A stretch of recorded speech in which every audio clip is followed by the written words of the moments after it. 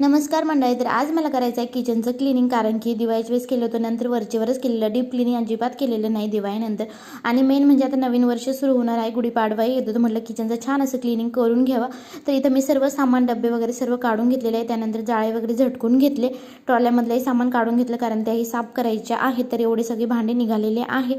त्यानंतर काय केलं, स्वच्छ पाण्याने इथं धुवून काढायचं आहे मला. जिथे डबे वगैरे ठेवलेले असतं तर तेही पाण्याने धुवून काढले. त्यानंतर सर्व भांडे घसून काढलेले आहे, तुम्ही इथे बघू शकता. त्यानंतर भांडे मला पुसून काढायचे, फॅन खाली ठेवले, त्यानंतर पुसून काढले म्हणजे त्याला डाग वगैरे पडत नाही. आणि रूम तुम्ही इथे बघू शकता पूर्ण क्लीन झालेली आहे, पूर्ण सामान काढून पूर्ण स्वच्छ मी धुवून काढलेलं आहे, तुम्ही ते बघू शकते. ट्रॉल्याही मस्त छान अशा क्लीन झालेल्या आहे.